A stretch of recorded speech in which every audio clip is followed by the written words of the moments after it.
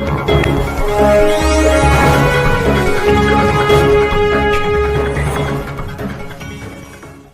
गुजरना पड़ा है, इतनी छोटी आयु में, वो भी दूर, अकेले।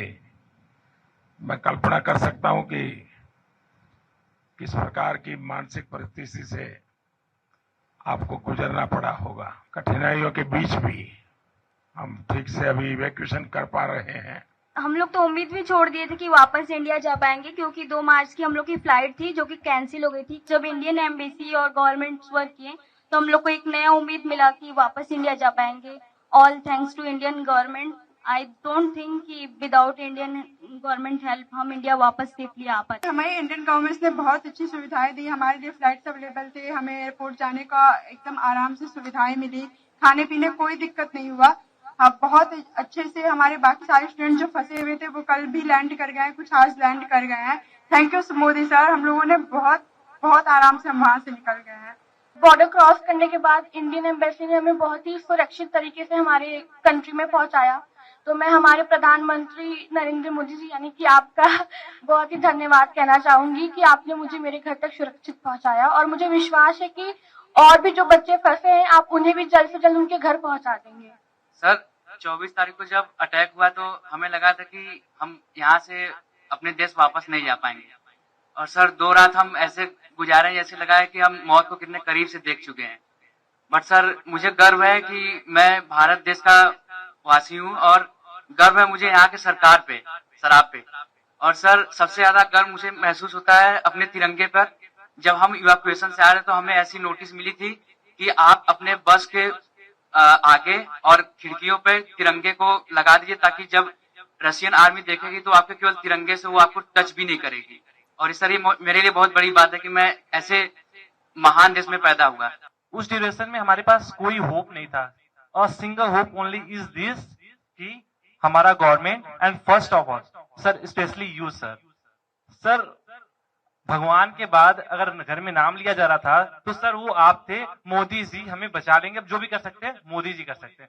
अब इससे बड़ा हम कुछ कह ही नहीं सकते सर। पेरेंट्स सब होप खो देते हैं सर, क्योंकि हमें बचाने के लिए हमारे पेरेंट्स कुछ भी कर सकते हैं, पर उस सिचुएशन में sir parents can't do anything, and that time they are all wishing from God and they are always, I have no word sir. घर में 100 बार नाम सिर्फ आपका लिया था कि मोदी जी कुछ कर लेंगे, वो ही कुछ कर सकते हैं, अब कोई कुछ नहीं कर सकता। First of all I would like to say that पहली बार हमने इंडियन झंडे की ताकत देखी।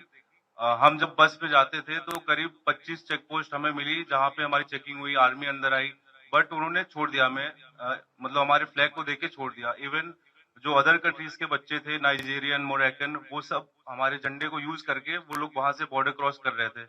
तो sir thank you so much for evacuating us, thank you so much sir. मेरी दादी ने मुझे ये बोला था कि क्योंकि मेरे फादर आर्मी में है, तो उन्होंने बोला था कि तुम्हारे पिताजी ने तो ये वॉर नहीं देखा जो तुम फेस करके आ रही हो, लेकिन उन्होंने ये कहा कि मोदी सरकार जी पे पूरा भरोसा है कि अगर कोई नहीं तो वो तो आपको जरूर ही निकाल देंगे। जब अटैक हुआ था उस 24 को, तो 25 को हम सारे राशन की लाइन में लगे। हमें लगा कि 1 हफ्ते लग जाएंगे हमें इवैक्यूएशन के लिए, लेकिन हमें 26 को ही मैसेज आ गया कि आज आपका इवैक्यूएशन है। हम बॉर्डर पहुंचे, फिर वहां से हम रोमानियन बॉर्डर को क्रॉस किया, और फिर वहां से इंडियन एम्बेसी ने हमारा बहुत साथ दिया। हमें तुरंत इवैक्यूएट किया गया, फ्री फ्लाइट्स, फ्री एवरीथिंग। मेरे पास तो इंडियन करेंसी भी नहीं थी लाने के लिए कुछ भी। तो हम लोग सो ही नहीं पा रहे थे कि अटैक हो गया, अब हम लोग के साथ भी कुछ भी हो सकता है। और जब हम लोग स्टडी के लिए गए थे उसके जस्ट 1 हफ्ते बाद मेरे पिताजी का देहांत हो गया। तो उसके बाद मेरी मम्मी इतना ज्यादा पैनिक होती थी हमेशा कि तुम कब आओगी, कैसे आओगी, अब मैं कुछ कर भी पाऊंगी कि नहीं कर पाऊंगी। तो उनके पैनिक होने से मैं भी पैनिक हो जाती थी। तो जैसे ही उनको पता चला कि सरकार ने इतना इंतजाम किया है, आ जाऊंगी, जैसे ही उन्होंने मुझे देखा, आपको इतनी दुआएं दी हैं कि आप हमेशा खुश रहे, आप हमेशा जिए। उसके बाद हम लोग को जरा सी भी दिक्कत कहीं भी महसूस नहीं हुई। हमारा इंडिया इतना अच्छा है कि हमारे फ्लैग के जरिए दूसरे नेशंस के लोग निकल रहे हैं। तो thank you so much sir, thank you so much. हमारा देश मजबूत हो, इन सारी समस्याओं का समाधान उसी में है। उसी प्रकार से मैं तो अभी भी मानता हूं कि अगर देश में पहले से मेडिकल एजुकेशन की नीतियां सही होती तो आप लोगों को बाहर नहीं जाना पड़ता। कौन माँ बाप चाहते कि इस छोटी उम्र में अकेले भेज दे? कोई माँ बाप नहीं चाहता। लेकिन हम लगे हैं। देखिए, पहले करीब 300-400 के बीच में हमारे यहाँ मेडिकल कॉलेज थी। अब हम करीब 700 तक पहुंच गए हैं। हर जिले में मेडिकल कॉलेज कर रहे हैं। पहले हमारे देश में कोई 80-90 हजार के बीच में सीटें थी। अब पिछले 5 साल में हम उसको 1.5 लाख तक पहुंचा दिया है। यूपी में भी नए 2100 विद्यार्थियों के लिए सीटें बनाई है। यहाँ प्राइवेट मेडिकल कॉलेज भी करीब डबल हो रही है। और मेरी कोशिश है कि हर जिले में मेडिकल कॉलेज हो। जिस प्रकार की कोशिश हम कर रहे हैं, तो शायद 10 साल के भीतर पिछले 70 साल में जितने डॉक्टर बने हैं, उतने नए 10 साल में बन जाएंगे जी।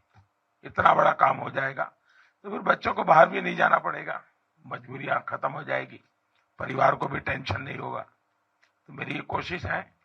लेकिन अच्छा है, सबको ये बताइए कि भाई देश के लिए तो कुछ न कुछ करते रहना चाहिए। समाज का कर्ज कभी भूलना नहीं चाहिए। तो इस संकट के समय स्वाभाविक है, क्योंकि अगर कोई बच्चा गुस्सा भी करता है तो मैं मानता हूं ये स्वाभाविक है। भाई, इतनी मुसीबत से आया है और इतनी ठंड में इतना चलना, तो ये बहुत स्वाभाविक है। अगर किसी बच्चे को, उसके माँ बाप को भी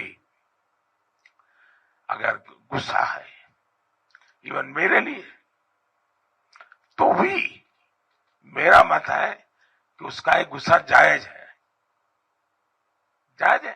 खैर, जब समझेगा, मन शांत होगा, तो फिर प्यार भी करेगा।